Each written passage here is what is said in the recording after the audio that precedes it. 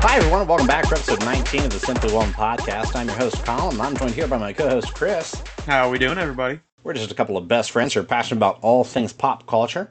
If you're looking for lukewarm takes on movies, video games, TV shows, or even the occasional comic, then we have the show for you. And this week we went and saw Thor: Love and Thunder. We do also have to catch up on some news from last week's shorter episode, plus whatever we have from this week.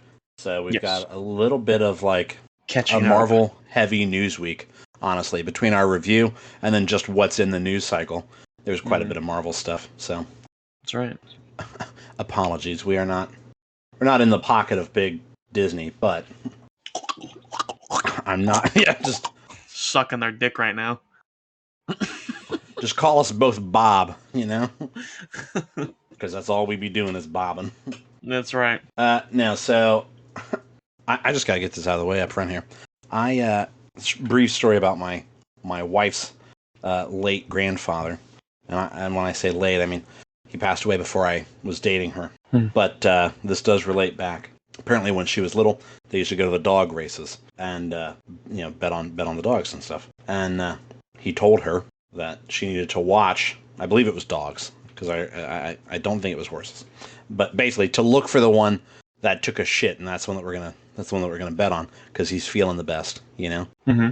He's feeling light, he's good, he's spry, and so she'd go down there and she'd watch, and she'd be like, "That's the one, number 22. He just took a deuce, you know." And I'm like, "Bingo, let's put the money on." And then they do pretty well, and it was a pretty reliable metric. Yeah. So I'm hoping that rings true, because I just took a magnificent shit, and if it's true, this is gonna be a banger. This one, it's gonna. This is it. This is money. Yeah, this is the one that gets us on fucking the Today Show. Not really. It's gonna be like, this just in. Yeah. For some reason, it turns into have you seen these homicide. 2 people? Yeah. Have you seen these 2 men? Have you seen this man? No, I do have a lot of Marvel news. You want to hear about it? Mm-hmm. I was waiting to just say no. No, I'm good. No, I'm good. I'm like, all right, well, thank you guys for listening. No, so, fucking Taron Egerton, you know him by name? Nope. Nope. All right. He was Rocket Man. He was in the Kingsman. Oh, yeah, I know you guys, yeah. All right. He said that he's straight up, he's met with Marvel, including Kevin Feige. Word? Yeah. And then some more Marvel. We got Charlie Cox and Vincent D'Onofrio are both going to appear in the Echo series. Oh. You said Charlie Cox? I did. Are you excited because it's Charlie Cox or because I said Cox? Because it's Charlie Cox. That's what I thought. Captain America 4 has a director. Okay. Steven Yeun was cast in Bong Joon-ho's new movie, which Bong Joon-ho is who did Parasite. Uh-huh. Top Gun 3 it might be happening. No, I don't think that needs to happen. We're not here to debate it. I was just telling you. And then we got a release date for God of War Ragnarok. Yeah. Yes, please. Please give it to me. And I didn't write it in here, but since you expressed interest yesterday, I also want to mention that we got a trailer for a new movie called Amsterdam that looks pretty good. We both were like, oh, I think I want to see that movie. Welcome back to Gas or Pass. Gas. We just won't talk about the fact that David O. Russell is probably an abuser, but what? The director is apparently not cool. Oh, word?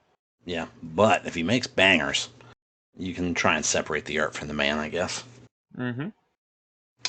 But if you're ready like to Michael talk Jackson. Yeah. No. Nope. There's certain things that you cannot look past. Allegedly. I don't think he was convicted for any of them. But you know what he was convicted. You know what he was convicted for? Making sick ass music. Bangers. Guilty. Yeah, guilty. Oh man, you want to talk about news? Yeah, lay it on me. All right, so like I said, Taron Egerton, he talked to the New York Times because he's got an Apple TV Plus series coming out called something. I didn't write it down because I wasn't that interested, but I was interested in what he had to say about Marvel.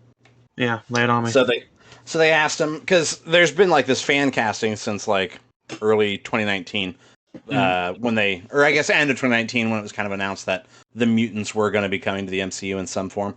Sure. So fan castings have been like, let's get Taron Egerton as like the new young Wolverine, maybe. You know, he's kind of short. He could go scruffy. You know, he could whatever, right? I saw, and I'm not sure how true it is because I saw it on the internet, but word on the street, Hugh Jackman tweeted saying that I think he's making like an appearance. Word on the street is Hugh Jackman hung like a fucking pony. Yeah, he's hanging. He's hacking and stacking and twacking. No, so dead ass though, as the kids be saying. Yeah. Yeah. So they asked him, what's the story with you and Marvel? And he said that actually he has met with them, including Kevin Feige and several other of the higher ups at Marvel. He didn't disclose what exactly they spoke about, but they did, kind of pry and ask him, well, everybody wants you to be Wolverine. What's And he basically said something to the effect of, I'd be excited, but I'd be apprehensive as well. I say to the effect of, it's a quote. He said, I'd be excited, but I'd be apprehensive as well because Hugh is so associated with that role that I'd wonder if it'd be very difficult for someone else to do it. Adding, but hopefully if it does come around, they'll give me a shot. So the first time that he kind of talked about this back in 2019, he was really like dismissive, I guess. He was kind of like, oh, yeah, okay. I haven't heard anything, nothing like that on my plate, right? But now that they're asking about it after he's met with them, he's kind of like, oh, maybe they'll give me a shot at it. Yeah, which makes me think that maybe it's more likely. That might have been one of the things they discussed. I mean, but I also hopefully. I wonder if maybe, because apparently there were quite a few people that they'd kind of like characters that they'd considered throwing in Doctor Strange. So I wonder if maybe with them having that version of Professor Xavier, they were like, what if they were going to cast him as Wolverine? And then they just didn't go forward, and that's what they'd met about. You know what I mean? What if Professor Xavier had sick fucking rims? Dude, did you see the fucking edit that somebody did? Yeah. he's fucking grinding. Yeah. Grinding the rail in his fucking hover chair. Yeah. And then he goes spinning out. I was like, it's classic. And it's actually a pretty decent edit. Yeah, it's like not bad. But yeah, so I think that'd be kind of cool. I don't know how close we are to like a full-on X-Men, right? Because I think that's a lot of characters to introduce. But maybe you start drip-feeding individual mutants, and then you kind of go, oh, by the way, they all make mention of like the mansion or the school or whatever, right? And then eventually you show us that, right? Yeah. Which would be cool. I agree. I think that'd be interesting because I do like the mutants, and then hopefully Deadpool could make an appearance. But I don't know. Well, I mean, Deadpool 3 is in the MCU, so it's just him, like hardcore, just getting it on. Well, you figure the first Deadpool, there's like the sex montage at the beginning. Yep. It's going to be that, except it's going to be Deadpool Korg. And then Korg. Yeah. Took the words right out of my mouth. Yeah. Just bumping boulders. Or, was it Meek? Meek, yeah, the little like crab guy. Yeah. All right. Multiple sources, including Variety, Deadline. Now, this news bit actually has quite a personal connection to me and inadvertently you. Okay. So stick with me. We're going to accidentally. I say accidentally. We're going to inadvertently call ourselves out. I'm sticking like 3-week-old cheese on a window. Ew, I was going to say sticking like a nutsack on a sweaty day. That's sticky. That's sticking. That is sticking. No, so multiple sources, including Variety, Deadline, and The Hollywood Reporter, are saying that Charlie Cox and Vincent D'Onofrio will appear in the Echo series on Disney+, reprising their roles as Daredevil and Kingpin, respectively, right? And reportedly, Matt Murdock will be looking for, quote, an ally, and here's the connection to us, okay? According to the Weekly Planet podcast's Hot Scoop or Shot of Poop segment, okay? That ally is none other than Kristen Ritter as Jessica Jones. And I say that's a personal connection. The Weekly Planet podcast is actually the podcast that inspired me to go, you know what, I could probably do that, right? And I would like to take up arms. Oh my god. Siri is listening. Did you hear that? No. Oh, okay. My phone didn't pick it up. Or my no, like I heard it, but I didn't hear what it was saying. It started to play the Weekly Planet podcast. Oh god. No. The Weekly Planet podcast, I would like to take up arms for them because they have a segment, semi-recurring, called the Hot Scoop or Shot of Poop segment, where the premise is they get a hot scoop. And if it's true, cool. If it's not true, one of the hosts has to do a shot of poop, is like the joke, right? Okay. Well, they've actually had some pretty reliable stuff in the past. Like, they were correct that in Thor Ragnarok, you would see like Matt Damon and I can't think of his name, the other Chad Hemsworth, whatever his name is, right? Mm-hmm. As Thor and Loki, and like they were able to tell us what the scene looked like, right, from their source. Yeah. Yeah. And apparently, that similar source is who's telling them that Kristen Ritter will be Jessica Jones, and that's who Charlie Cox is looking for. But they also have the source for telling them that they have some limited plot details, such as the fact that Wilson Fisk will be running for mayor and wearing an eye patch after being shot in the face by Echo at the end of Hawkeye. And the source was also able to state that Fisk would appear in 4 episodes and Murdoch would be in 3, with the series running presumably 6 episodes. So they'll play a pretty major part, it sounds like. Good. Then they need to continue the spinoff with Daredevil. Right. Right, which is probably the idea, right? That, here's how we kind of reintroduce them, within this context. But no, I did mention that I wanted to take up arms. They expressly state, the Weekly Planet podcast does, yes, that their Hot Scoop or Shot of Poop segment is allowed to be credited by other publications, right? Mm-hmm. Like the Hollywood Reporter, Deadline, Variety, right? Hollywood Reporter is the only one that quoted the Weekly Planet podcast. And the caveat that they put on it is you have to say that it was from the Hot Scoop or Shot of Poop segment. You can't just say it was from the Weekly Planet podcast. Hollywood Reporter did not do that. Wow. So, but I made sure to do it. So wait, what are they going to do? Probably nothing. It's just a bit, Funny, you mentioned the Hollywood Reporter, because I saw something the other day. Let me pull it back up. Yeah. There it is. Yeah, but no. If you go listen to the Weekly Planet podcast, which take it or leave it, right? It is actually a good podcast. I'm not trying to plug them, but it's basically us, but more Australian and more seasoned. Right here on Hollywood Reporter. Mm-hmm. It does indeed say you can. It looks like here it's at www.hollywoodreporter.com/TV/news. It says Simply Whelmed podcast hitting #1 charts. So better than the other podcast that you mentioned. But I mean, I was just thinking about that side. Yeah, and I just pulled it up right there. I definitely thought you were building up to like a BOFA or a SUGMA. No. I'm just spitting facts here. So just straight. All facts, no printer. Straight facts. Yeah, well, bingo right there. But no, so if that's true, which I think there's enough detail there that I think it sounds, it's not like a vague statement. It's like, Fisk is going to be in 4 episodes. Murdoch will be in 3. Fisk is running for mayor, going to be wearing an eye patch. It's very specific details. Mm-hmm. That makes me go, yeah, that's probably accurate. Yeah. So that's kind of dope. I'm craving a little bit more interconnectivity. Yes. In Marvel right now, which I think we'll get to. But so I'd like the sounds of that. And like you said, they can run that into the Daredevil series, or if they give him a movie. Well, we talked about that he's going to get a series, but if he ends up in the movies as well, that'd be kind of nice to see that continuity. Noise! And then that gives us Jessica Jones coming back, which I enjoyed, especially her first season, I think was really strong. But I say bring all of them back except for Iron Fist. Yeah. Just don't mention him. He didn't exist. Who? Huh? Huh? Who? Yeah, I don't know. Iron Fist, more like shut the fuck up. Iron Fist, more like fuck off, loser. Julius Ona, director of the Cloverfield Paradox and a film called Luce, or maybe Luce. It's Luce.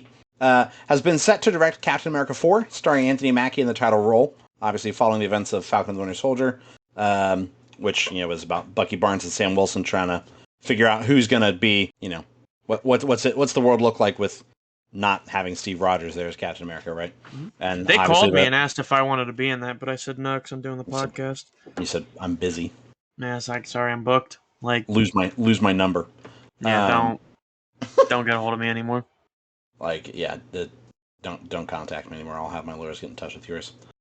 So no, this movie is likely to show us like Sam kind of come into his own as he really accepts the Captain America title. And there's no official title or release date known yet, but with Marvel returning to Comic-Con later this month, actually, I think we're probably likely to get some of that info. That's right. And get a better idea of what that movie's going to be about or like. Because also we don't know anything other than the fact that it's a Captain America movie, and Sam Wilson is Captain America now. And beyond That's that, right. there's really nothing known. Did you get to finish that one, Captain America or Falcon Oh Winter yeah. Soldier? Oh yeah. I thought so, but I didn't want to. The only one I did not finish was Hawkeye, and you just spoiled it. I mean, I had already spoiled it for you. Not Wilson Fisk getting shot in the eye. Mm. Yeah, that I didn't know about. I think I did in the episode where we had to re-record at like 6 a.m., which is probably why you don't remember, because it was like 6:30 in the morning. Yeah. I'm not gonna disagree with you there. Yeah. Let's see here. Moving on along here. So Yeah, that's actually that's it for Marvel as far as the news goes. Because now we're going to talk about Bong Joon-ho casting Steven Yeun alongside Robert Pattinson for his upcoming sci-fi thriller. Yeah. And so Warner Brothers is producing the movie, which is untitled right now, but it's an adaptation of a book called Mickey 7, and it's kind of weirdly. that was me. Yeah. That was you. I wasn't really ready to talk about it, but no. So Mickey 7 is all one word, just like it almost looks like somebody's password. You know what I mean? But the story follows an employee called an Expendable on a human expedition to colonize an ice planet named Nilfheim. And so the Expendable refuses to allow his clone replacement named Mickey 8 to take his place.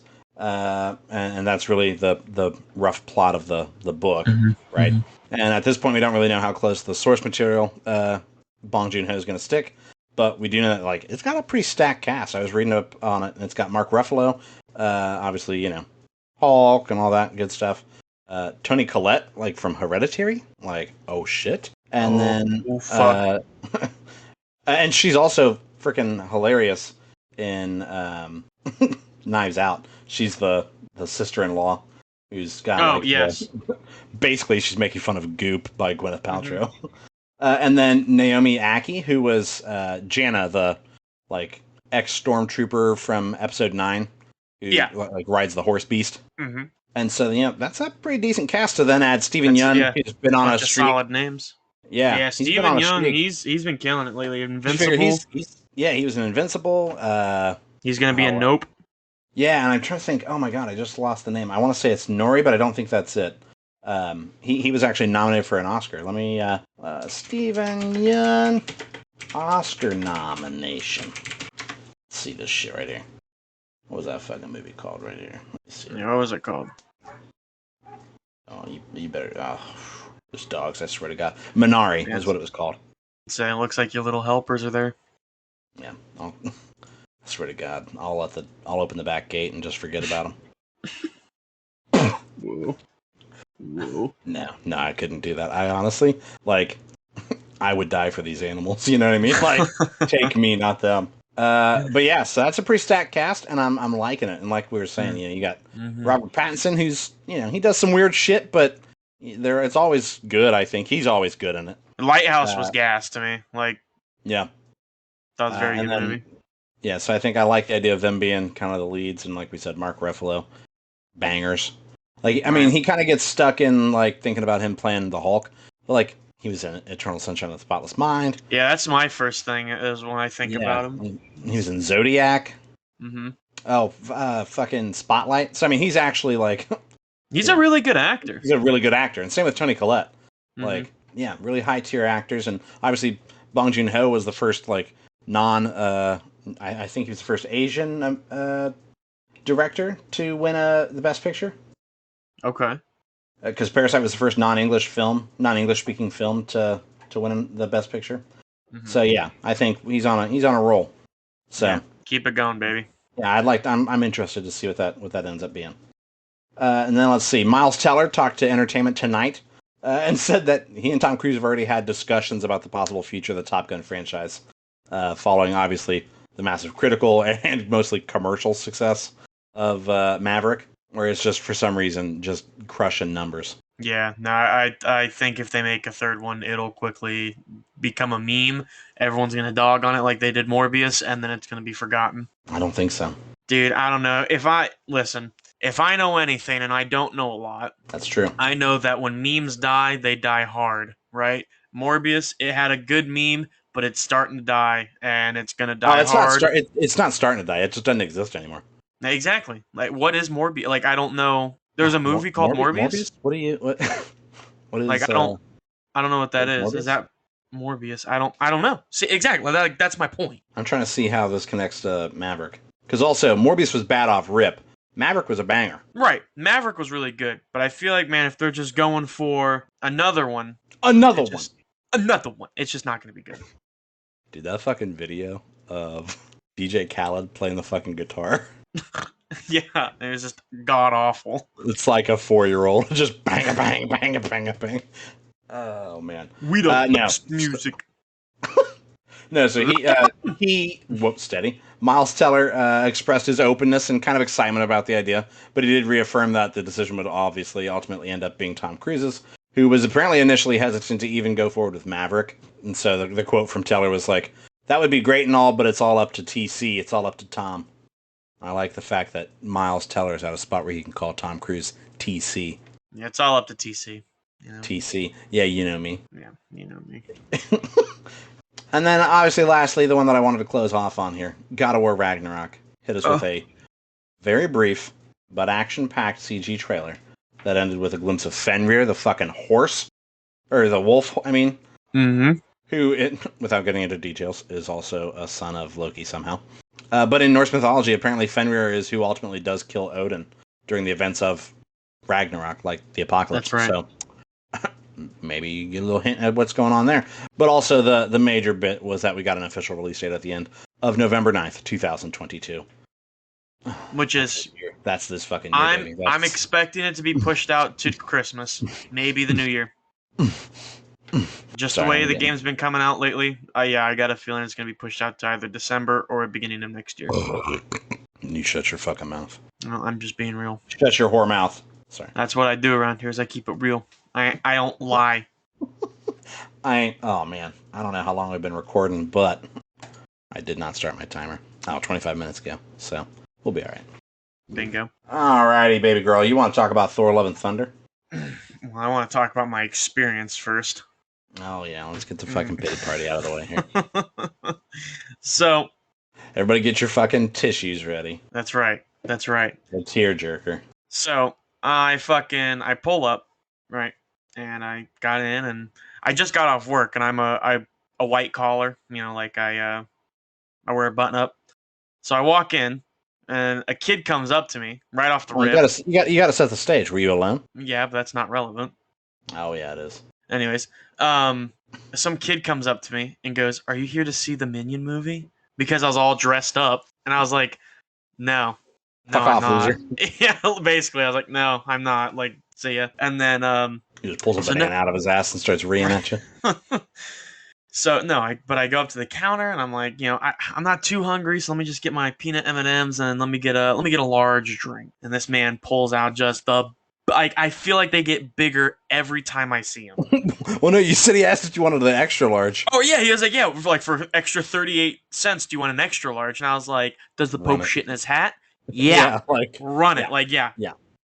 So he hands this to me, and I'm like, Christ, this is popcorn. Like, he did not mean to give this to me. He's making rules up. Right, and so I go and take it. Doesn't exist. I fill it a quarter of the way with ice, and then I fill the rest with Diet Coke. Take my peanut M&Ms, and I walk to the theater. I sit down. Did it even have lids? Like, do they have a lid that fits it? They had a lid that fit.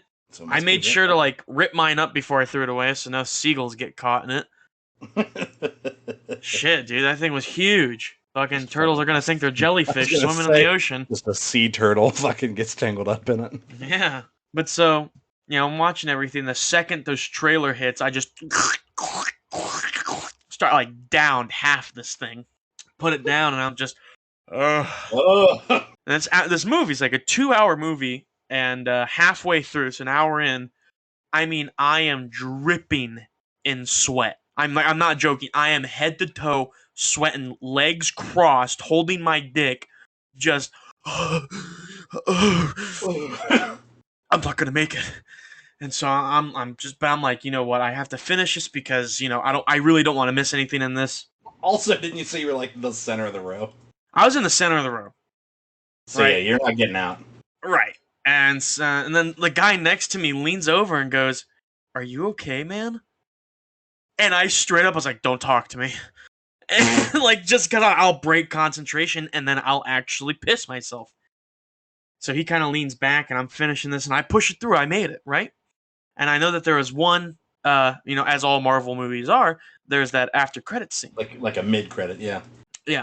So I only thought that there was one. So I watched the first one. Rookie and I'm mistake. like, oh, yeah, okay, thank God. So I start to get up and that same guy leans in and he's just trying to be a nice guy, right? But fuck him. Yeah. And he goes, hey, I I'm hope not he's sure if listening. you're... Fuck you. Yeah, he's like, I'm not sure if you're a big fan of Marvel, but I did hear that there was a second scene or end credit scene, and I just turn around with the biggest fucking scowl on my face Like, and just son of a looking at him. bitch. I'm sitting back in my seat, muttering under my breath, "Goddamn motherfucker, you fucking piece of shit!" And so I fucking and finished this credit or the scene, and then like I said, I was in the middle of the row. I was the first one out. I shoulder checked someone, like walking out. I was like, "Move, bitch!" Push him out of the way, and I'm beelining it down these stairs. But I paid 38 extra cents for that drink, so I'm finishing it before I leave that theater. Well, see, if you had strategized, you could have finished the drink and then just pissed in it while you sat there. Now I thought about it, but it was a pretty cramped theater. But no, see, that's not even it. I beeline, right? I'm booking it to the restroom. The little boys' room. The little boys' room, and unbeknownst to me, there's two guys mopping the floor right in front of it. And I was like, no way. And so I walk up and I'm like, hey boss, are these things open? And he goes, yeah, just be careful. I mopped and I started I started running and I damn near ate shit. I slipped and I thankfully caught myself. Then I went up to the first urinal I saw, and it was one of those ones that were real short for the kids. Like the kids' urinal, yeah? Yeah, and I didn't even care. Like, I just dropped trowel and fucking slapped my hand on the wall, and, like, unintentionally, I moaned. And I was just oh. Oh. I put both hands up on the wall, and I'm just head back, and I'm just, oh. You're basically 360 no-scoping. No, hands off. Whatever happens, happens. I'm crying. Yeah. You should have gone. You should have gone like full kindergarten and just taken your pants and underwear all the way down to the ankles. Just all the way down. It was so slippery; they would have gotten wet. Just all the way to the ankles. Just a hairy ass out. Oh boy. Yeah. But I did, Thank dude. God. That was a rough go, man. I don't think I can. I'm gonna go back in there for the next movie, and because typically, whenever we a fucking fly just flew at my face and scared the fuck out of me.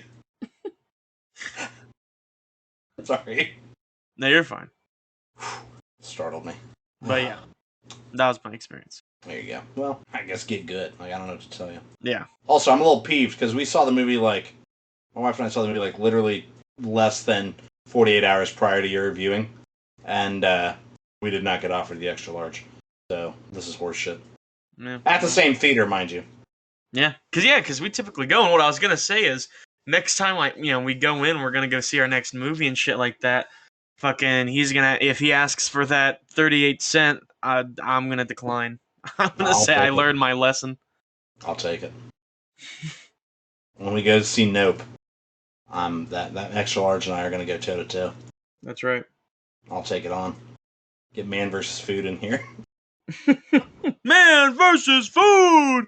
You know how a lot of times there's the caveat that you have to not vomit for the 30 minutes after you finish or whatever. It's just you can't piss for 30 minutes after you drank it all. Dude, I drank half of it, and I was sweaty, it was visible, I had sweat you figure my arms you were on my probably back. You were probably I was rocking. I was rocking. That's why the dude's like, he's solid. I was like, don't talk to me. Yeah, fuck off. Dude, please. Yeah, I was not good. I was not okay. You were not Cash Money. Nuh-uh. So, let's talk about the reception of Thor. What do you think? Yeah. Yeah. Yeah, let's. Huh? Do we want to rate it first, or? No, we've done this before, guy. Whoa. You just relax. All right. It'll be all right. Did you drink another extra large? Are you getting antsy? Don't talk to me. Shut the fuck up. No, so Rotten Tomatoes critics score, they got a 68% on that, boy. So the critics were kind of medium on it. Mm-hmm. Audience of 81, so okay. Mm-hmm. That's higher up. IMDb, which is typically an audience score, 7 out of 10. And then I could not get fucking Metacritic to load, so I guess they just don't get a fucking look in here. Fuck you. So, yeah, you know what, Metacritic? Not you, Metacritic. Yeah. What is it from Reno 911? Metacritic, you are a blister on my taint. But not just a blister, an ingrown hair. An ingrown hair. So let's see. Performance-wise, domestic box office, big old fucking weekend here. $143 million. Yeah, I mean, when I got my tickets, I was looking for, because I went yesterday. Yeah, Sunday. And I looked for Sunday and Monday. Or no, both of them were on Sunday, but just 2 different times. It was like 7:30 and then 6:30.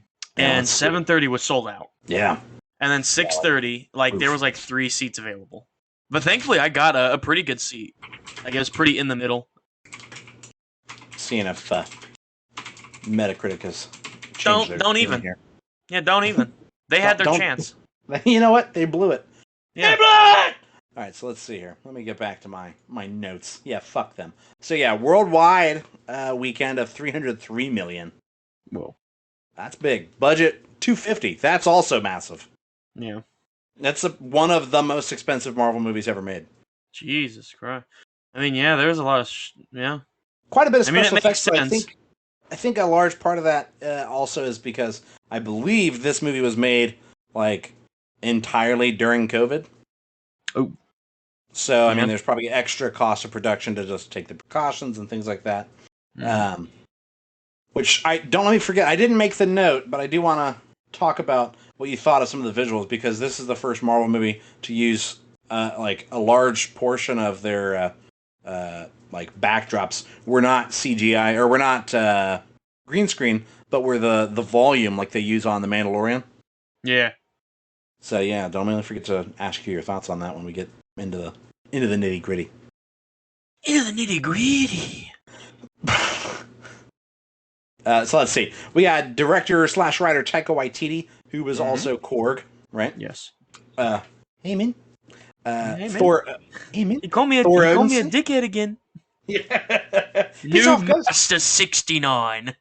Yeah, I love in the first one, or in Ragnarok, and he just talks about that he got thrown in there because he tried to start a rebellion but didn't print enough pamphlets, so no one showed. Yeah, no one showed. But yeah, so Thor Odinson obviously being played by Chris Hemsworth again. Jane Foster comes back with Natalie Portman playing her. Mm-hmm. We got Gore the God Butcher, played by Christian Bale. Mm-hmm. And then Valkyrie comes back as Tessa Thompson. Yeah, you do? Tessa Thompson comes back as Valkyrie, I mean. You got a synopsis for me? Yeah, absolutely. So, actually, You got it. And so the synopsis, as I quote it, is Thor, Love and Thunder, follows Thor as he attempts to find inner peace, but must return to action and recruit Valkyrie, Korg, and Jane Foster to stop Gore the God Butcher from eliminating all of the gods. Yes. I was thinking the same thing. Had it fucking pulled up the entire time. Yeah, you did. I was thinking the same thing. Well, no. That was straight off the top of your head. Yeah, no, that was just from my noggin. That was, straight from the dome. If I had to, just from my soul, I would say that Thor enlists the help of Valkyrie, Korg, and ex-girlfriend Jane Foster to fight Gore the God Butcher, who intends to make the gods extinct. So we were basically on the same wavelength. Yep. I mean, listen, we're so connected. We basically have telepathy. Yeah, I've said it once, I'll say it again. We're like two nuts in a ball sack. Like, yeah, you think it, we've done it. No, that's crazy. What you mean by that? No. Who you know? Who said that? Who you know? What you mean by that? Why? Someone say something? Who's spreading rumors? It's just my wife. She's just trolling the forums. Yeah, low key, I heard they fucked. Like, she's Yoko Onoing us. I've decided that for me, I do a lot of things for me because I'm selfish. That this segment or this section will be called Plot Thoughts. Okay. Plot Thoughts. Yeah. So I kind of like the idea how straight up off the top it just kind of showed us how smug the gods can be. Yeah. Like very, I guess, godly. Better than thou, right? Mm-hmm. especially with the without getting into spoiler territory, the very beginning of the movie is exemplary of that. Yes. Yeah, like right off the rip. Like straight up before you even get the like It is the has a first cold scene. open. Yeah, it Yeah, it has a is the cold opening open. scene. Let's see. It I'm was just very good chugging for a water here. cold open. Oh yeah, I was like, ooh. Let's see. The idea of Thor being like an essentially immortal being who just doesn't know who he is kind of interesting. I think the idea of like, man, I been around for 1,500 years and I'm lost. Yeah. Because also, if you consider the length of his lifespan, and then the fact that okay, so within like basically 10 years of his 1,500, he's lost literally everybody I was gonna say, like, and everything. yeah, he's going through it right now. So I mean, Like everything it's that you basically a once, bad weekend. well, yeah, but like everything that you once thought you were, yeah, you're not. It's gone. It's just gone. Yeah, it's gone. Poof. I mean, you figure Kaput. let's see here. I ain't got the math here, but you tell me some of your thoughts here, boy. Boy. Yeah. So without getting in too much spoilers, seeing Gore, seeing the reappearance of Jane. I will say, Jane Foster in this movie, hot, badass, Yeah. like dope as fuck. Not hot sexual, hot like goddamn that's hot. Yeah, like that's dope. Like that's cool. Yeah. Um. So hold on, I got the math here. Oh, yep. Big math. Big math. Like yeah, big boom boom boom. That's my head thumping right now.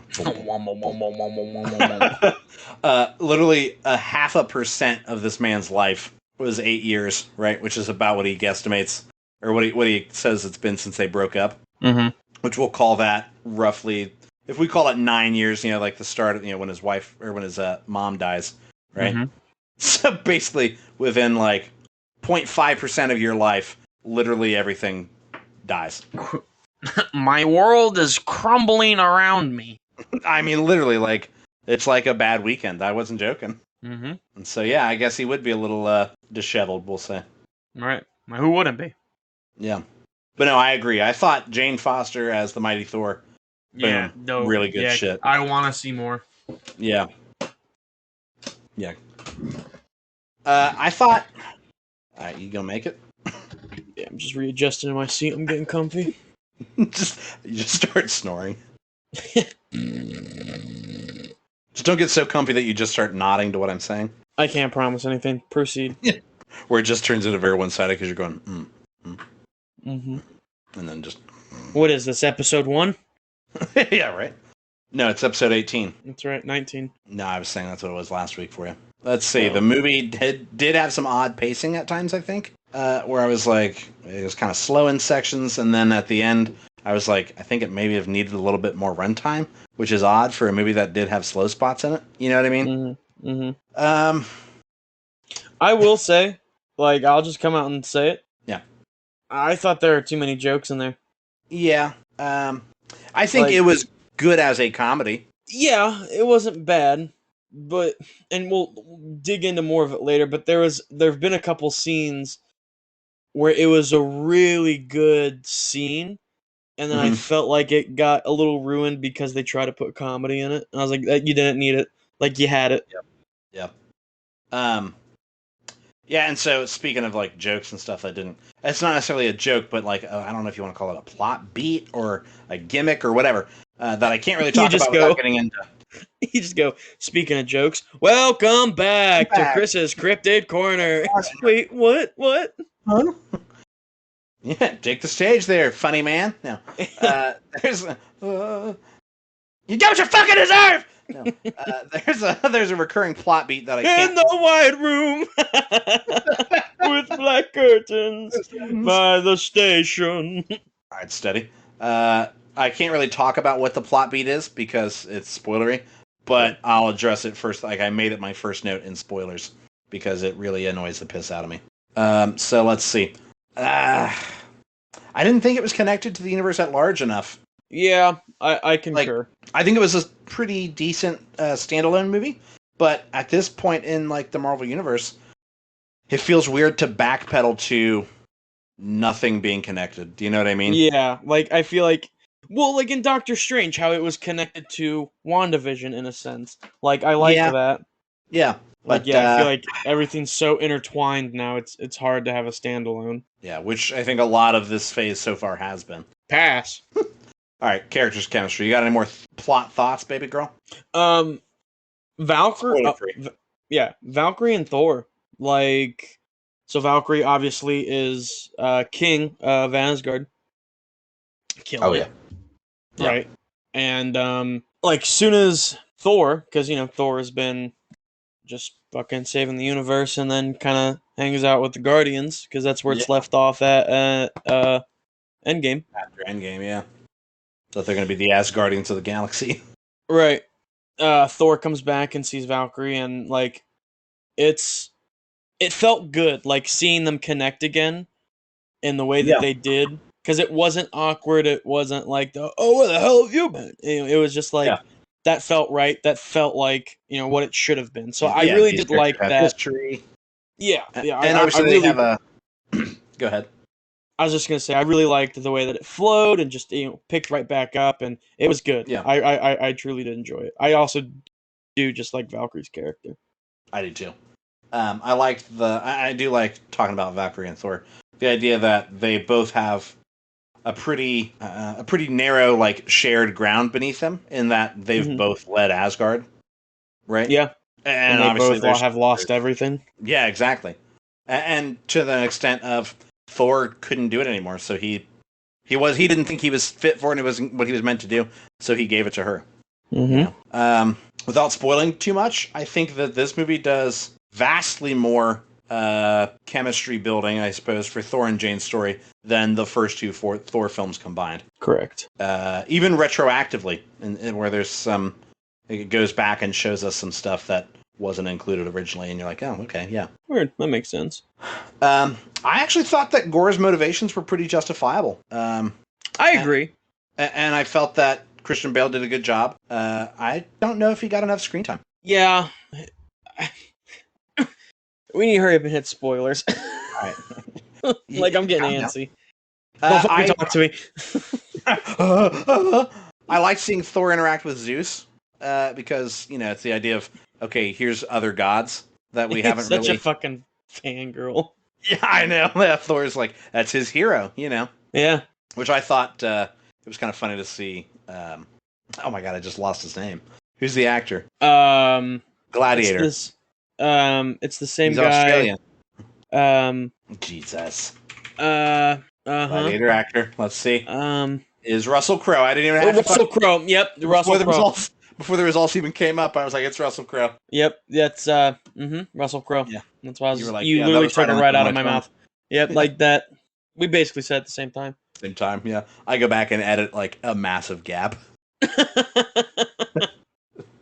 So it's just, I go, Russell Crowe, and then like 9 minutes go by of quiet, and you just go, Russell Crowe. It's Russell Crowe. Yeah. No, I thought he was funny. And I liked, without trying to spoil too much, I liked that he was a comedic character, but there was also some legitimacy to him. Yeah. The things that were funny about him were also serious character flaws or notes, I suppose. Let's see here.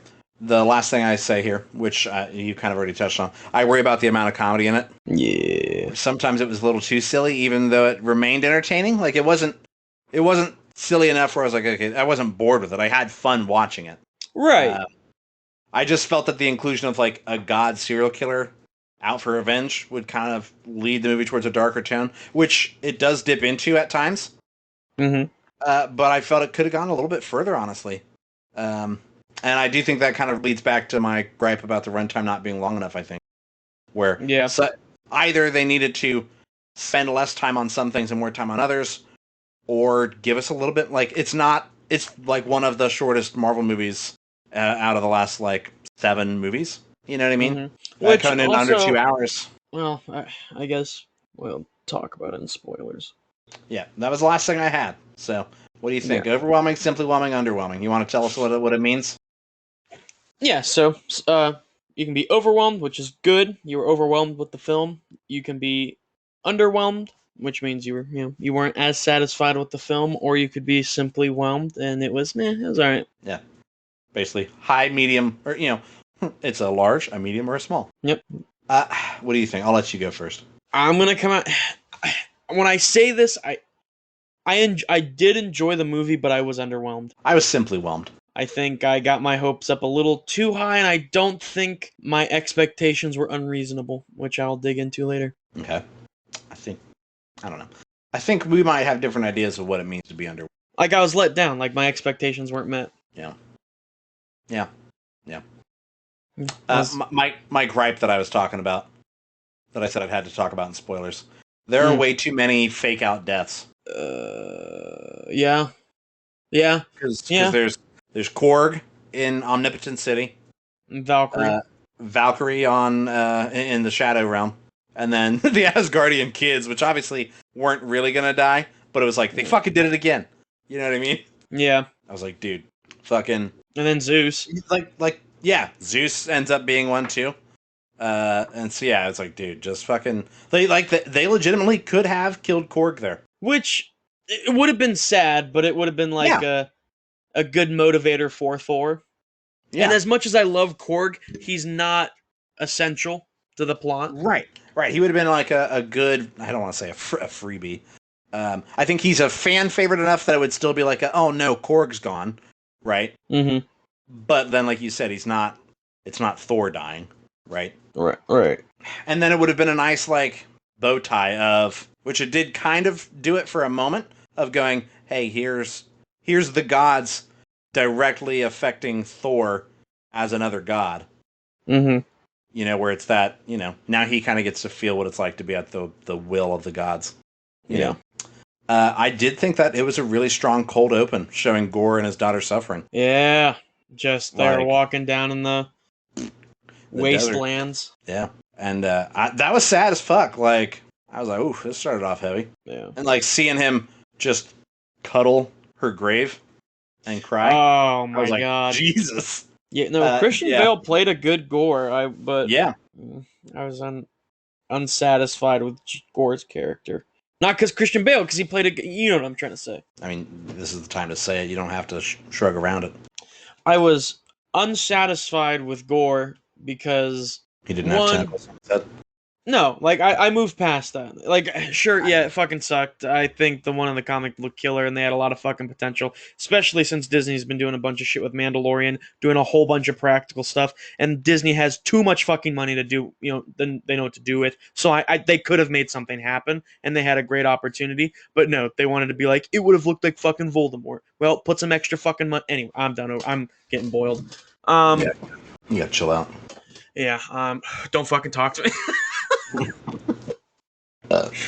No, but in the comics, and it feels like all around, Gore fucking rocked Thor.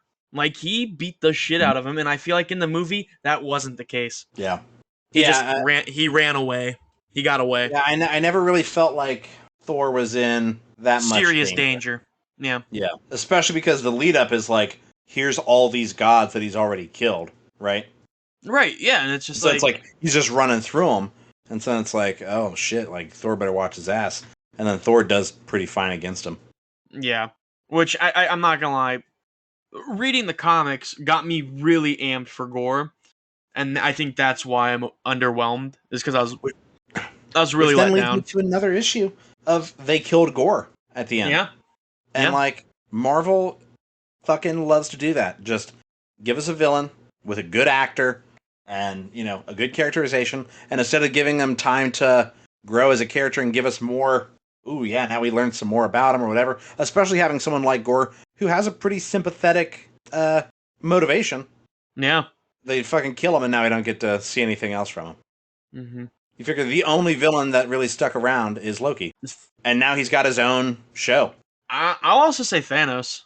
Thanos had 2 movies. Well, no, but I mean, you saw him snippets here and there, which was pretty cool. Yeah. But no, I'd say Loki's to seriously give us a character arc. I mean, Thanos got basically a movie. I mean, he didn't. Most of his character arc was in Infinity War, not in Endgame. It's true. I don't know, man. I think they need to try and get us some villains that stick around and compile. I mean, you figure in the comics, There's always villains popping back up, and now I've got to keep dealing with this guy.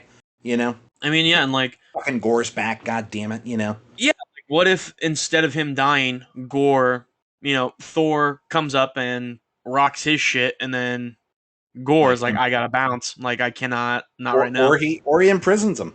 You're right. Yeah. There's just so much stuff he could have. Yeah. Shows, he shows him some mercy. It's a god showing him mercy. Mm-hmm. And then there's that moral victory, right? Yeah. Of proving him wrong, that not all gods are that, right? Yeah. I don't know. The Necroblade, this was a little bit of a disappointment for me, but it was a long shot anyway. I was a little bummed that the Necroblade is never connected to Null or the symbiotes at all. Yeah. Which, like I said, was a long shot, but I didn't think it was that long because at the end of No Way Home, like, the symbiote is in the MCU, right? Yeah, like, it's not. Okay. That's not new news. Yeah, now it's in the so I thought it was a good chance to slightly expand upon that, because even if they just name dropped the planet Null to the general audience, that's not gonna be like, oh, Venom. You know what I mean? Right. I was just truly what got to me. We didn't see James Jameson. Like, that's what I was hoping for. Yeah, just give. You mean J. Jonah Jameson? Or J. Jonah Jameson. I was like, who the fuck are you talking about? Yeah, excuse me. There's too many J's in Jesus H. Spider-Man. But yeah, no, get in here. No, but yeah, Christian Bale. We're pushing aside the fact that he's kind of a cuck in real life. He played. I think he did play a good Gore. Even just being very humanoid, I wasn't upset about that. Yeah. But yeah, like, I agree with you, man. Like, he just had a lot of potential. I was really excited for him, which we were just talking about, like, getting excited for a good villain. Yeah. And I was really pumping up for Gore, and we just didn't see a whole lot of him, and he got killed real quick. Yeah. Which makes me kind of sad. And he had a good intimidation. Like, I mean, he was sinister. Yeah. Especially that scene with the fucking kids and the story time. Yeah, and he pulls out that thing and then snaps its neck and goes, "Oh, but when I do it." Yeah. I was like, and you're like, fuck. Whoa. Yeah. I thought that Jane Foster, so she does in fact have cancer, like in the Mighty Thor. Yep. Which wasn't in the promotional material. Which I would say, like, if you haven't seen the movie and you're on the fence about it, and like, I think some of the cancer stuff in this is really close to home for somebody that's going through it. Yeah. So, like, it might be a pass for a little while on you. You know what I mean? Mm-hmm. Because some of it was like, whoa, it's heavy. All of a sudden, very heavy. And I thought those scenes, especially the scene, like, without bouncing, I'm going to bounce around for just a moment. The scene between Thor and Jane when he takes her to the hospital and he has to that was a very human moment, I thought. Yeah. I just felt like that ended too soon. Yeah. We didn't get to see them. And again, there's some of that runtime, maybe. Yeah. Like, that felt rushed. Mm-hmm. Let's see. Thor and the Guardians was a fun team-up. And it makes me more excited for Guardians 3, because I think that is supposed to take place before Thor Love and Thunder. Mm-hmm. Which, honestly, I do wish we had a little bit more of them in the movie. But I think we even talked about when the trailers came out that it felt like they were probably only there at the beginning, and then, like, they do legitimately... Like, I was kind of right in that they ditch him, but they don't, like, ditch him. They're just like, we gotta split up. Yeah. But it did also feel like they were trying to get rid of him. Yeah, because the way that it seems is, like, everybody just fucking hates Thor. Like, he's got such a big ego on him. Right. Yeah. And then he brings the goats in. I think that's what everyone was like, this is it. Like, we gotta drop him. This is the final straw. And I like the little joke there when Korg's trying to figure out the whistle that you call the goats with, and he asks Mantis to go to try, and she just goes, ah! Yeah. It's like, no, that's not it. I love Korg. I love Mantis. She's funny. I like Mantis and Drax's relationship, which you see a lot in Guardians 2. Yeah. And then a bit more of it in Endgame, or Infinity War. Yeah, and I want to see more of that, because it's nothing romantic. It's very platonic. Yeah, it's like they're the odd couple of friendships. Yeah, but they can just relate to each other a whole lot, and I think it's very cute and wholesome. Yeah, and I think there is obviously the like Korg and Dwayne. Yeah. Well, I think no, there is. Huh? Is it romantic? I would say so, yeah, because I mean they're making a child. That's right, they are. I think that there is the the opportunity for funny, right? The comedy there, in that fucking Drax is he's so oblivious to anything, and then she's supposed to be an empath, you know? Right. Like she's so in tune with other people's emotions, and he is such a blank slate, you know? Let's see. Just seeing Kick New Asgard and take ass. and take ass. Seeing New Asgard as like a tourist hub made me think like, well, can you imagine just being a regular motherfucker living in the MCU? Yeah, well, I mean, you see all those kids there, and like some of them are like of just a different species or like race or whatever you want to, like, you know, a different planet, right? Yeah. Which I thought was very interesting, and I liked how they just blended in, like, this is the norm. Which makes me think, like, there is probably that true aspect of it, like, literally an alien invasion happened. Thor is a god. Yeah, he's an alien whose technology is so advanced that it's indistinguishable from magic. Right, and, you know, Spider-Man straight up can shoot webs out of his hands and crawl on, walls and stuff like that. So it does make sense that, like... His web doesn't come out of his hands, though. Well, the Tobey Maguire one does, and he pulls up in the MCU, so it's fine. Right. Yeah, but he was the oddball. They were all like, "Oh, fuck, that's coming out of you!" Yeah, I did like that scene. Like, I'm Peter 3! I like when they ask him straight up, like, does it come out anywhere else? And he's like, what? No. Yeah, they are implying the butt. Yeah, or his penis. Oh, I thought the butt, because spiders, but... Yeah. Moving on. Yeah, it's all about it. You know that. Did you see the Eternals? No. Jesus, it's not that good. I got to tell you, it's pretty. That's what I hear. That's what I hear. I heard it's mid. But there is like a major world implication that has yet to come up, and it fucking pains me. So like in the climax of that movie, basically the Earth is an egg for Celestials. Or like planets in general are celestial eggs, and the Earth was one of them. And a fucking Celestial starts to hatch out of the Earth. And they stop it, and there's a Celestial like now made of marble that is just sticking halfway out of the Earth, and it's massive. Like how big we talk? Like mountain. It's a new mountain range, basically. And it's just not come up. Like that should be mentioned that just fucking happened. Yeah, it's not something you can just push under the rug. No, but so that just adds like my thought of like, goddamn, can you imagine just being like a cashier at a grocery store in the MCU? Like, this is gonna get dark for a second.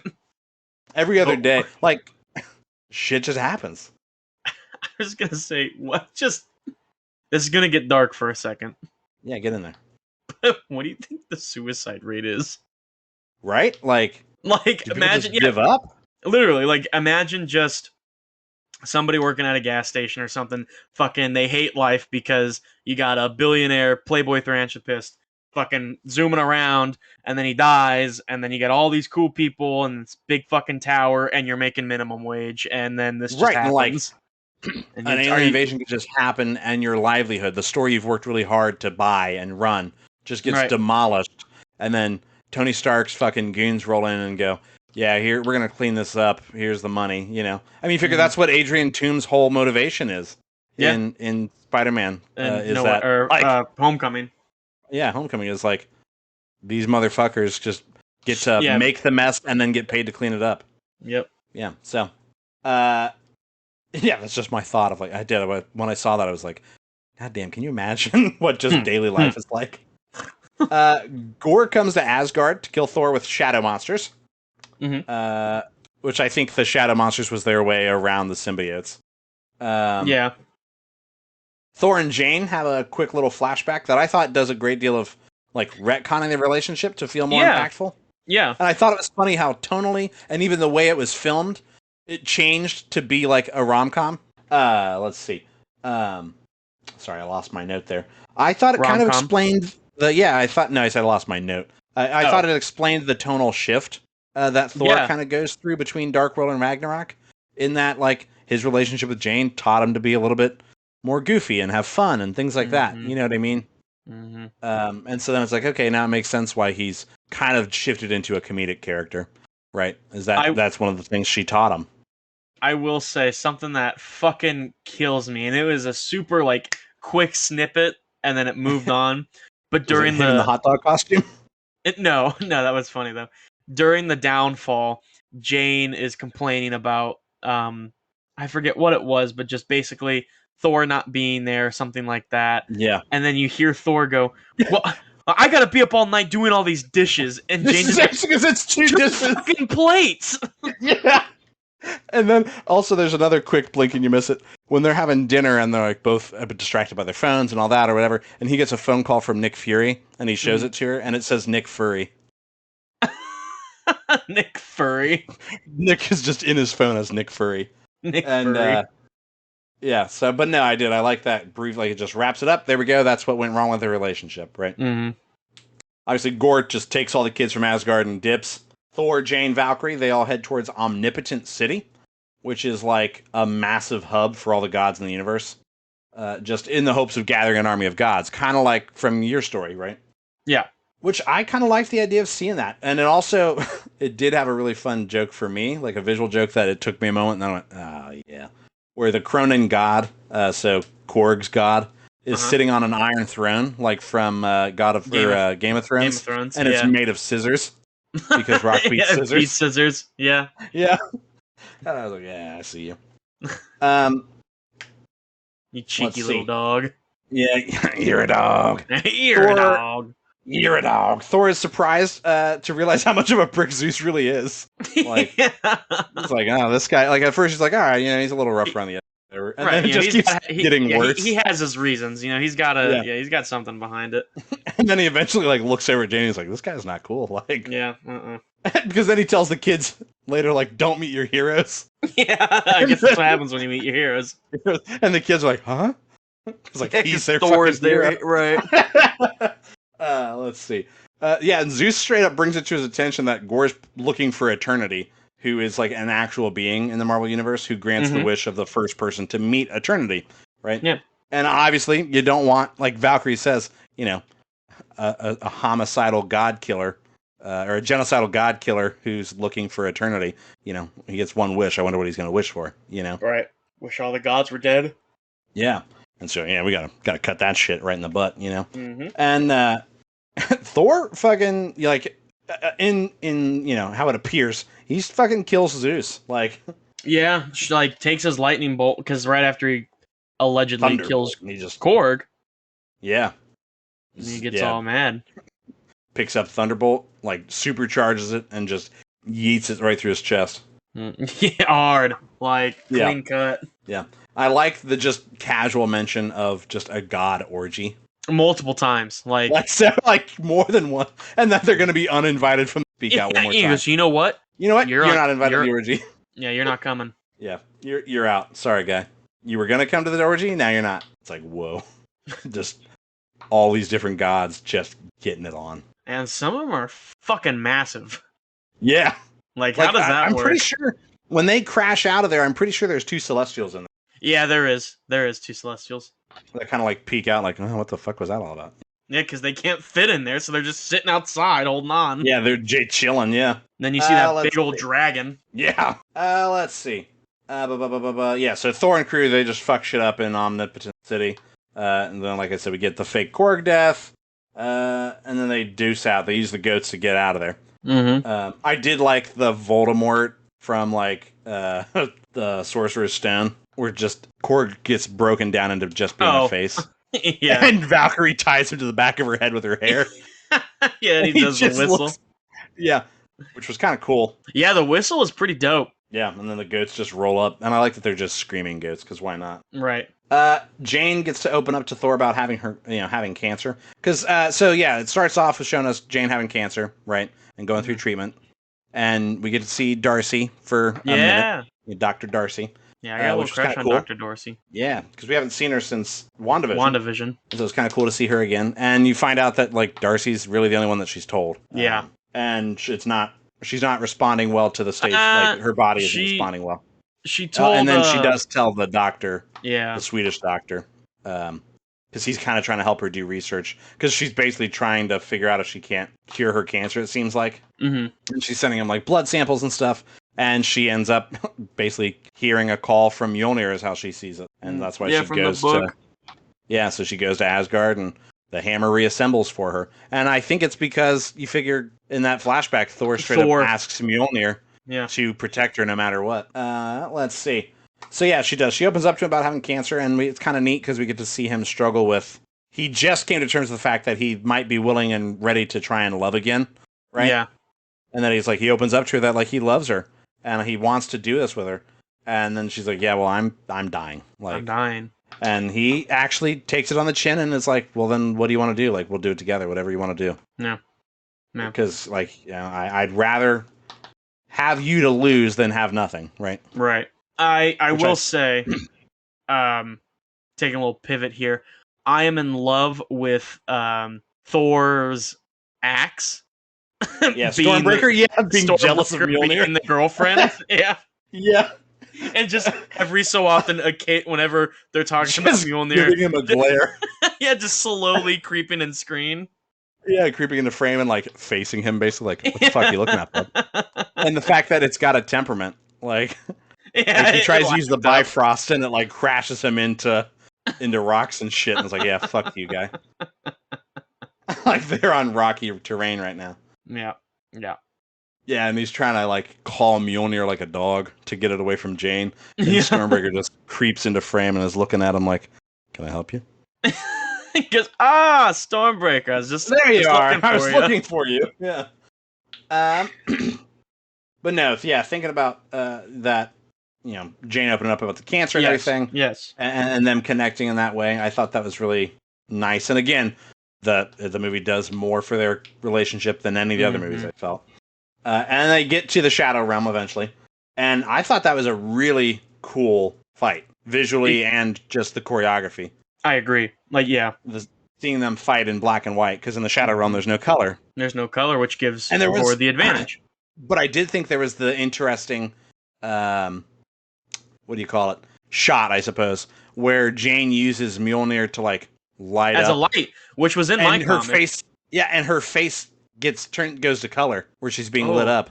I didn't notice that. Yeah, it's like faint, but I was like, ooh, I like that. Yeah. I also like how Zeus's bolt was yellow. Yeah, it still had color. Mm-hmm.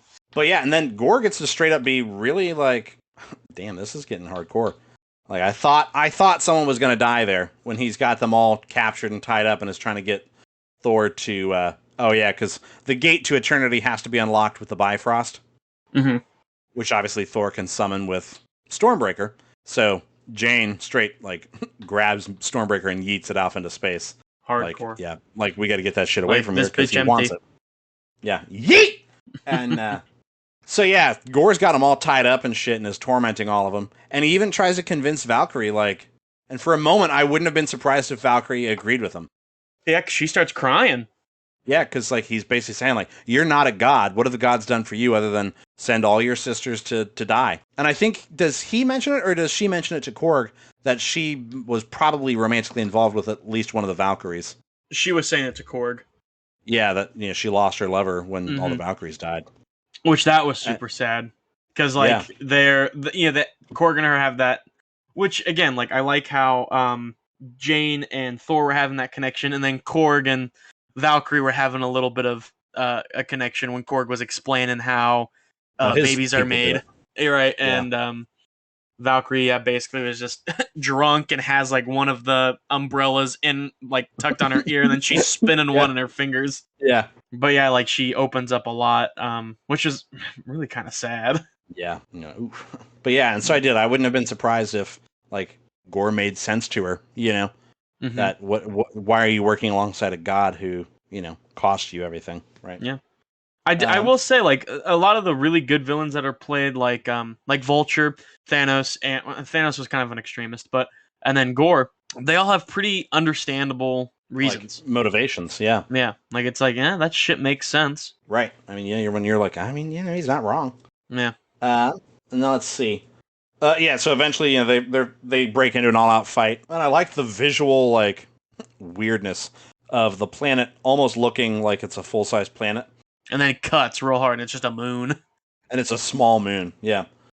But yeah, so they're fighting in black and white, and it's really cool choreography and cinematography. And it turns into eventually a 3v1 after Valkyrie and the Mighty Thor, like, face off against the shadow creatures long enough to turn their focus on Gore. Yeah. And Valkyrie gets stabbed right through the back with the Necroblade. And I was like, well, she's dead. And then she just wasn't, which was I thought it was odd. Thor's bolt. Oh, yeah, it was Lightning Bolt. Yeah, Yeah. it was Thunderbolt. It was Thunderbolt. Not that, if it was the Necroblade, she was fucked. Yeah. But yeah, he stabs her with Thunderbolt. And, so they dip, but not before Gore can get Stormbreaker out of Thor's hands. Which was like, God damn it, Butterfingers there, Whoops. It's like, whoops. And we get to see Thor realize how sick Jane really is. Because, they come crashing through with the Bifrost not being the best landing. And they do the thing like from my comic where when she's not holding Mjolnir, she turns back to just regular old Dr. Jane Foster. And you see how sick she really is. Yeah. And that her cancer is progressing very quickly. Especially because when she turns to Thor, any of the chemotherapy goes away. And her cancer kind of catches up to where it would have been. And so, they have that argument where Thor's like, all right, well, you stay here, you get your rest, I'm going to go take care of Gore, right? And she's like, well, I thought we were doing everything together, why can't I come with you? And he, has a little bit of a breakdown or an outburst at her where he says, because I love you. Yeah. I don't want to lose you. I'd rather do this alone and know that you're here. And if there's an opportunity for you to get better, you should choose to live. Yeah. But he does have the very... It makes sense. Even though he said that to... Jane, it makes sense where he's like, right, but if you can live, choose to live. Yeah.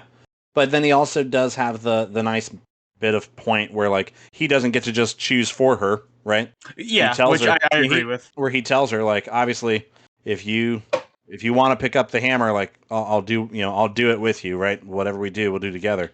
But, I would hope you would want to live, right? And obviously it doesn't go that way. So yeah, he rolls up to Eternity, the Gates of Eternity, which had a statue of the Watcher in it. I don't know if you caught that or not. Yeah, no, I did. I saw that. Yeah, so it's like, ooh, the Watcher's there. I want to see the Watcher in live action. I do. Who do you think would be a good cast as the Watcher? Well, so I'm assuming he'd be a CGI character, and you'd still have, oh god, I lost his name, being the voice. Yeah. Let's see. Yeah, so Thor just straight tells her, you gotta stay. He goes and he fights Gore, and he turns the fucking Asgardian children basically into mini Thors, an army of Thors, which I thought was kind of cool that he's reached a point where he can enchant them, basically. Yeah. Like his father. And the fact that he puts the little asterisk on the end, for a short time, Yeah, for temporary. Yeah, just for now. And and so the kids are wielding basically bricks, and the one has a fucking stuffed animal. Yeah, that he's just lasers out of the power of Thor. And they just go ham. He's got a little army of 5 to 10-year-olds, and they're just they were crushing wrecking shop. Yeah, they were doing it. They were doing what they were told. And let's see. Yeah, so Thor is on the ropes. Gore actually does start to bust him up a little bit with the Necroblade, and. Because the whole point is they've decided the Necroblade is corrupting him. It's killing him. And giving him his power. And so if we can break the blade, he should be out the game, right? Right. And so he's got him on the ropes, and then the mighty Thor, you see Jane laying in her hospital bed, and she can feel that there's something wrong, Thor's not getting too hot. And she looks over, and Mjolnir's already floating towards her. We gotta go. This is us. And so she does it. She grabs the hammer and goes, saves the day real quick. And you're like, oh, fuck, thank God. You knew it was going to happen, but it was still yeah, And she and Thor, fuck Gore up. Hard. They are clapping him. And she even gets a really good... Easy GG. Yeah, thanks for clap. She even gets a good, in The Lord of the Rings, Return of the King, one of the villains, you haven't seen it, so I'm not going to bother with names and stuff, basically tells a woman who's in full night gear that no man can kill him, and she pulls off her helmet and has her hair down and says, I am no man, and just stabs him in the fucking face. That's right. Jane kind of has that moment where Gore calls her Lady Thor, and she corrects him, Thor. saying it's Mighty Thor, and if you can't handle that, then you call me Dr. Jane Foster. And then she says something taste my hammer. Yeah, because she's trying to work on a catchphrase. Trying to work on the catchphrase, yeah. There's that running gag that she's new to all this. It's her first bad guy, and so she's trying to figure out her catchphrase and all that. Yeah, she tastes my hammer, and then she just claps his ass yeah, bwop. So the Thors obviously work together and they break the Necro Blade, defeating Gore. But the Gates of Eternity do open like they just miss it basically. Yeah. And Mjolnir kind of deuces out for a bit. I think Mjolnir breaks, right? Having the Necro Blade in it. Yeah. It absorbs the Necro Blade to keep him from reassembling it. And then, so Jane's laying on the ground, and obviously the cancer is, like, aggressively catching up to her. Mm-hmm. And so the Thor's holding her, and she's like, dude, you better go stop Gore. And Gore, like, crawls through the Gates of Eternity, and the three of them are transported there to Eternity, which looks like a monk, just sitting there, cross-legged in thought. And it kind of was reminiscent of the Mind Stone, or the Soul Stone. That's what. Oh my, dude! Literally, I was just about to say that as soon as you were done. Yeah, like just the thin the layer water. of water. Mm-hmm. Yeah, and there's just nothing except you figure in the Soul Stone there was like an arch in the background. Yeah, and then in here obviously it's just eternity. Which makes me think. Do you think there's a reason connection behind that? Yeah, maybe. That like I don't know. Maybe it's the similar idea of like concepts being like visualized, the concept of eternity, the concept of a soul. I don't know. But I did think that it was a little weird. Like I thought maybe there'd be more than just being a dude sitting there. And so Gore's getting ready to make his wish, and Thor's obviously a little preoccupied with Jane actively passing away. And so he and her exchange some very heartwarming words, where she straight up tells him like, I'm not gonna, I got a little choked up, I was also very tired. But she tells him like to not close himself off again. Full disclosure, at this point I was rocking. Yeah, you were about to explode with urine. Mm-hmm. You were more urine than man. Correct, yeah. But he does, she does. She tells him like, you gotta not close yourself off again. Like it's okay to love people. You've got to let that happen. Yeah. And I was like, again, it was very real. It felt like a conversation that, a young couple might have if one of them is going to pass away. Is like it's okay to move on, kind of thing, Like, yeah, don't wait up on me. Yeah, and I was like, "Oof, this is a little." Again, that's one of those moments where I was thinking, like, I don't know, like this all of a sudden got very real and very heavy. And she, so she and Thor kind of together through words stop Gore from making the wish, right? Mm-hmm. And convince him that maybe the thing he should wish for is, his daughter's life back. Yeah. Like, wish for love. Like, the whole reason you're doing this is because of love lost, right? So, well, you've got one wish. Yeah, get it back. Honoring her, honor her by giving her a chance again, not by being a genocidal, prick, basically. Right? Tomato. Yeah, 6 in one hand, half dozen in the other. Right. So, then obviously Jane does disappear. She whispers she tells him that she figured out her catchphrase. And I like that whatever she says is literally just between the two of them. Mm-hmm. It added a level of intimacy there, I think. Yeah. Where we don't know what her last words were with him. Which I'm okay with. Yeah. So she tells him whatever, and he kind of chuckles at it, and then she goes like, "That's the best one." Yeah, that's the best one yet. And then she turns to gold dust and disappears like Odin did. And the implication being that she goes to Valhalla. And then Gore does get his daughter back and gets to have his dying moments with her, knowing that she's okay. And he straight up asks Thor, like, yeah, you want to keep an eye on this one for me? And he's like, yeah, I got you, bub. Yeah. And so then Gore deuces out. He dies. And you're like, oof, this is kind of awkward. Yeah. What a rocky start to a relationship. Your dad wished you back. I definitely kind of killed him after he tried to kill me. Yeah. I adopt you. I do like how she calls him Uncle Thor. Uncle Thor. Yeah. I don't know if you knew this, but that was actually legitimately Chris Hemsworth's daughter. Was it really? Yeah. Huh. I didn't know that until I got out of the movie, and I was looking at at the end of the movie, I was looking at the credits, and yeah, I forget her first name. As soon as those credits hit, I closed my eyes just so I could not pissing myself. Pray to whoever's listening. Yeah. You were throwing up prayers to all of them. Yeah, just every single one, like anything. Yeah. If please someone pull through for me. And so, by God, Thor takes her under the wing. I gotta start going to a lot of church. Thor takes her under his wing, and the duo acts as like you said, uncle and daughter or father-daughter, like an adoptive situation, right? Yeah. And they travel the galaxy protecting the people that can't protect themselves. And I like that the little moment of like him not taking himself as seriously and being a little bit more chill where like she's drawn on Mjolnir, drawn a face on him. Yeah, and he's like, that's not coming off. That's not coming off. Like, that is permanent. And he's like, you know what? I think you're right. It does add a little something, you know? Mm-hmm. And yeah, he just lets it pass. And then imagine getting rocked by just a smiley face. Like a crayon on the bottom. Yeah, like it looks like a bike handle with the frills on the end. I was gonna say a pom-pom. Yeah, the palm on the end. And then I did like the little the fact that they are Love and Thunder, he and the daughter. Yeah. It's like, that's the name, you know. So yeah, it all clicks. But also she gets the axe. She gets Yeah, well, that was funny to me that he's got Mjolnir and she's got Stormbreaker, which is as big as her. Mm-hmm. Thought that was funny. As soon as Mjolnir's back in the picture, he's like, sorry, babe. He's like, sorry, baby, yeah. And let's see, obviously we got our post-credit scenes like you were talking about. And the first post-credit scene gives us Hercules, which I thought was kind of a neat inclusion. I'm excited for that. I'm excited to see where that goes. I didn't write down the actor's name, but he is, if anybody's watched the very popular show, Ted Lasso, he's one of the main characters in that show. And so he's playing Hercules. Mm-hmm. Go ahead. No, you're fine. Yep.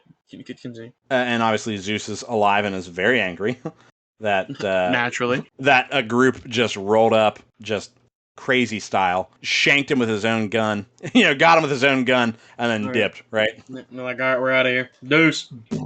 And then the last post-credit scene is a nice, sweet little 10-second clip of Jane arriving in Valhalla, and the fact that Heimdall's there to greet her and tell her, like, you know, basically, you know, we've been expecting. I'm here to get you. Like, we've been waiting on you. Yeah. You know, feel free to go join us in the dining hall. Like, this is what it's all about, baby. And I want to see a little more of that, and I'm not sure if we're gonna get it. I do think the implication there is that it's a place. You know what I mean? Like, it is a legitimate place, which makes me think there's a possibility for any of those characters in Valhalla to reappear in some way. And I do like the implication that Jane, like, there's a double. Was that a fart? No, I coughed. Oh, I was like, damn! The battle that Jane died in was the battle against cancer. Yeah. And that's what took her to Valhalla. Yeah, she died in battle. Yeah. Again, yeah, like, if you're going through cancer, that's something that's really close to home. I honestly don't know if it's a movie to go see. Yeah, it's... Some of that stuff is pretty real. Heavy. And not to use, like, a buzzword, but I could see it being somewhat triggering of, like, shit that you're actively dealing with. I mean, for sure. But yeah, so overall, like, there was some really good stuff in it and some really not cool stuff in it that I was like, all right, I could deal without or whatever. But, I mean, I had fun watching it. I enjoyed it. And I do think some of the stuff that it did well, it did really well. And then there's some stuff that I wish it had more of or didn't have at all. Yeah. Again, I think Gore... I agree. Gore should have gotten more screen time, I think. Which Christian Bale said. The last episode we were talking about that, right? Maybe. That he said he wanted more screen time, or maybe we might have just been talking about it. I think we might have just been talking about it. Yeah, but I remember, we're doing just a little bit of research before we went, and then Christian Bale was saying he wanted more screen time, and I agree with him. I think he should have gotten more, and I don't think he should have died. I do want to say that I think we've been recording for a long time. All right, well, we'll wrap it. And, what you been thinking about? Well, I'm glad you mentioned, because I was just going to say that, welcome back to Chris's Cryptid Corner. I'm your host, Chris. I am taking a bit of a pivot, because, I don't know, I just feel like I've been stroking off aliens for a minute, and I know I've been saying it's going to be... Yes. So, I was just going to take a bit of a back break for this episode here, and talk about a conspiracy that's I often think about, because where I work, a lot of it's glass, so I do get to see the outside a lot. Yeah. And geese are just constantly in the fucking area. Right? Is this the birds aren't real thing? Yes, I'm talking about birds aren't real, baby. You hit it right on the nose. Jesus. So this one here, thankfully, it's pretty short, right? Nothing too crazy. So birds aren't real, by far the most outlandish conspiracy on the list. But is it?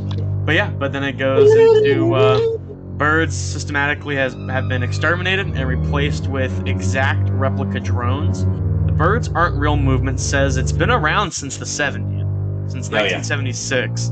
Like many great conspiracy theories, it brings together many other theories, form of grand unified theory of government surveillance. And it says the CIA used poisonous gas, which is called chemtrails, is the gas. Yep. to kill off all live birds in the country in an operation called Water in the Country, and they were replaced with drones built at Area 51 to watch people and monitor their behavior. They believe Kennedy was assassinated because he refused to implement the bird watching program, which leads into a whole other thing. And then the engineers, Yeah. And then the engineers who built the birds were quickly sent to Vietnam and were captured by the Viet Cong afterwards. And then Convenient. yeah. And then it says in the past few years, the bird conspiracy have popped up in 6 cities to form a movement to inform the American people of the avian overseers. That's right. Yeah, and so I mean, yeah, it's super short, but I mean, it is something I find a little silly. Well, yeah, I mean, but I mean, also figure some of that stuff like MK Ultra turned out to be true. Yeah, so it does just make me sit back and wonder, but like, I don't believe they killed all of them, but I wouldn't be surprised if they threw out a couple drones. If there were a couple. Right, threw in a couple, and they're like, let's see how it goes. But also, do they need to go to that extent when you look at like the NSA stuff, right? Right. Also, I mean, why do we need to invent a whole conspiracy when that one was true? You know what I mean? Yeah. And also, I mean, our phones are always listening to us. I mean, if you have that's what I mean. The NSA is always they're always listening. Like Big Brother's watching. Yeah. What was it we were talking about the other day? When we say like, "Hey Siri" or anything like that. How does it know when to pick up? Yeah, because it's always listening. It's always listening. Yeah. And the mic's always on. That's how it knows you said its name. Yeah. So, I mean, that stuff like that, I mean, it's pretty interesting to, think about and stuff like that. And if I don't reappear on the podcast or in life, just know that I didn't do it. I didn't commit suicide. I have a list of names that will automatically update, or upload to a black box on, I'm getting a call from a no-caller ID. Like, actually. Oh, are you? Deadass. Like, I'm not kidding. Look, I'm gonna text it to you. Pick it up. No, I'm not picking that shit up. I'm gonna send answer it live on right now. I already declined it. Ah, man. Well, no. Content. Fuck! There's a missed call. Excuse me. It wasn't even an current call. But look, I'm gonna send it to you right now. All right, so vouch for me. Beep that shit. Read it. Look at it. This is about an hour ago. It says you got a call from is that Mike Tyson? No, but yeah, you see it, no caller ID. And it does say no caller ID. That's fucking spooky. They know what I'm going to say before I say it. It's because I pulled up the article right before we started recording. That's what it is. And yeah, we started recording at, 9:05? That's 9:23. Yeah, something like that. Dude, I didn't do it. It wasn't me, right? I'm perfectly sane. Yeah, it wasn't me. It wasn't me. I've also been kind of thinking about taking up, after the end of that episode there, I've been thinking about Minecraft actually lately. I don't know why, but I thought you were going to say fishing. Nope. Fishing's all right. I'm not good at it. I don't have the fishing touch. Or the patience. I have patience for it. I will say I don't mind sitting out there for a while. I like sitting outside. But no, I've been thinking about Minecraft just I've been cooking ideas for building shit, and for whatever reason it won't let me install it on my PC. And like I've just been in the runaround for it for quite a minute now. So I don't know, man. I don't know, but it is what it is. If I can't, say la vie. But what about you? What have you been thinking about, Colin? I've been thinking about... Oh, excuse me. I just farted. I don't think it picked up on mic, but it felt right. Let's see. No. So there's this free documentary on YouTube that Sony made. They actually made 2 of them, but there's one in particular that I really enjoyed. We actually watched it together earlier in the week. Raising Kratos, and it's about the making of the God of War from 2018. And I really like the other one that Sony made was for The Last of Us, and it was called Grounded. Mm-hmm. And it wasn't as interesting, I don't think, but I also think part of that is the development of the God of War might have just been more interesting in general. You know what I mean? Yeah. There was a bit more stakes, I think. But I want to see more like it. I do like seeing some of that behind the scenes and what all went into it, and maybe what some of the early iterations. And a lot of times you don't get to see put a face to the creation of something like that. Where it's not a movie where you see the actors and all that, right? Right. It's a fully digitally realized game. But we talked about it. I would like to see them do something for like Ghost of Tsushima. Yeah. Because that was a banging game. Yeah, and it's from, Sucker Punch, which, so it's a totally different game tonally from what they're usually making with, Infamous and things like that. I think that'd be interesting to see them come. Okay. And the fact that they went as far as putting in the... oh, my God, I just lost the the director's name, but basically the famous like Japanese samurai director, like the visual modes, where you can play it in full Japanese with English subtitles, and it's got the black and white and the film grain and the high wind. You know what I mean? Yeah, like, and so just that dedication to like the samurai culture. and yeah, I played it twice, and that was the second time when I played it. I did I had subtitles, and it was like that old timey Japanese film, which was very cool. If I just look up Kurosawa, I was like, I know that if I look up the phrase samurai director, there's like the one. Kurosawa, yeah, Kurosawa films. But and they also had a big, huge expansion update too that I haven't played yet. Yeah, which I haven't played. Yeah, I'd like to. I think I might buy it. Yeah, like again, the end of that game is just incredible. Like that, I mean, the whole game is. But yeah, that face off between the uncle and you is. Oh man, you have no honor, and you're a slave to it. You are a slave to it. Yeah, that shit hits. Did you save him or did you kill him? I killed him. Yes, so did I. Yeah, because I mean, it is that weird, like because of the way that honor and all. Seen in their society, it was obviously the better choice to kill him. Yeah, that's what he died wanted. Honorably. Yeah. I don't know, man. I like seeing some of the behind the scenes stuff. I'm trying to also get into a little bit more nonfiction, and I think a good inroad for me on that would be nonfiction about fiction that I'm passionate about. Sure. I mean, you got to think like The Last of Us is it's fiction, but it's based off a real thing, the cordyceps. Right. Yeah. Which I could go on forever about, but we're running a long episode. Yeah, we are. So we'll touch back on that. Let's see here. Yeah, speaking of, like, I'm going to go ahead and wrap it up. You said your piece? Yeah, I said my piece. All right. Speak now or forever hold your peace. So, yeah, we want to thank you guys so much for your attention, your support. Of course. If you guys enjoyed this episode, be sure to give it a great review. Tell your friends about it. Share us on social media. Do you want to say it? I do. If you want to reach out to us on social media or just give us No. The phrase that you've been wanting to say. Give us a great review. Shake that share booty. It with your friends. No. We also have a YouTube page now. Oh, make sure you smash that like button. Yeah. Subscribe. Like and subscribe. Like and subscribe. No, I don't think I'm going to say that. No, I don't either. I don't think... I haven't really... I made the YouTube channel like just on a whim. I don't know if anybody's even found the videos or watched them. Because, I mean, there's nothing to watch. It's just the podcast.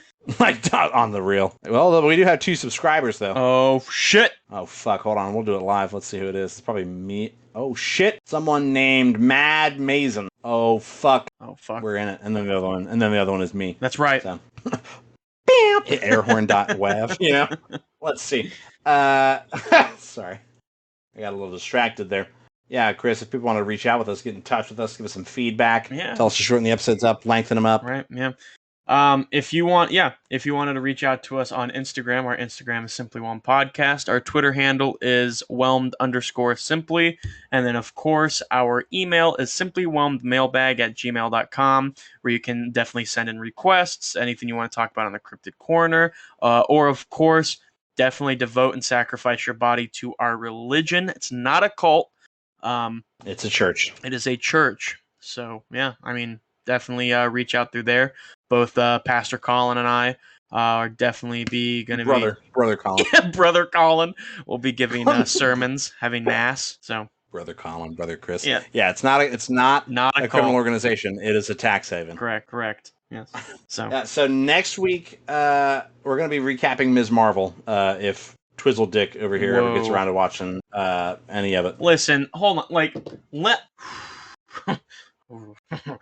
Dude. Yeah, I said Twizzle Dick. Cut me some fucking slack. All right. I'm trying to catch up on bunch of people at work have just been riding my back about catching up on. I mean, it's every day.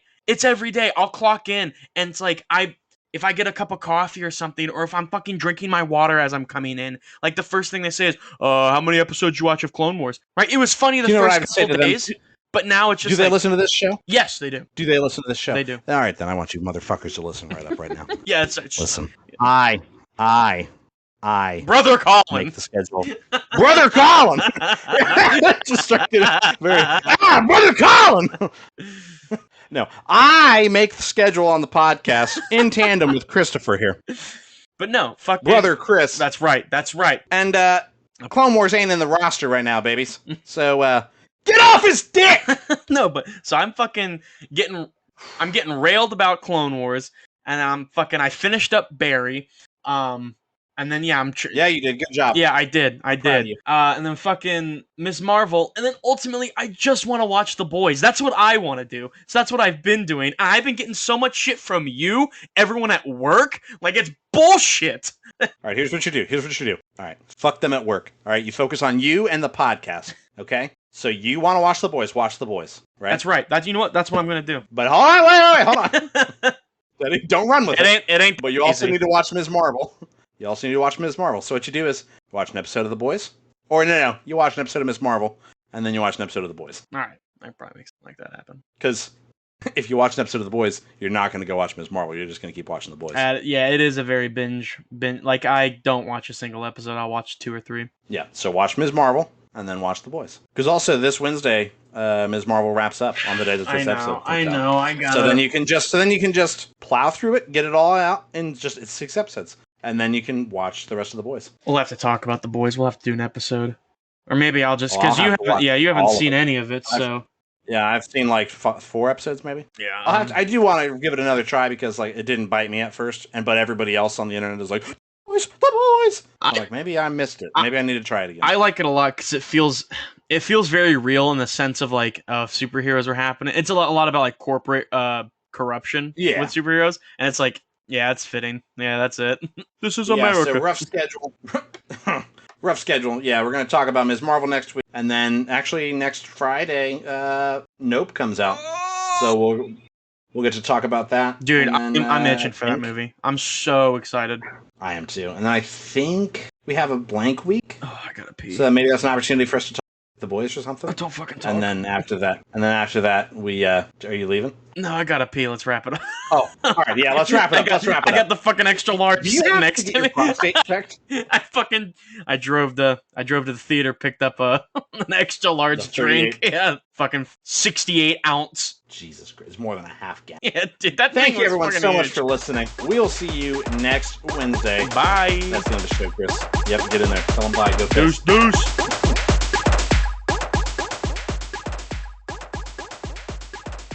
I'm ready on you. Pop. A little higher.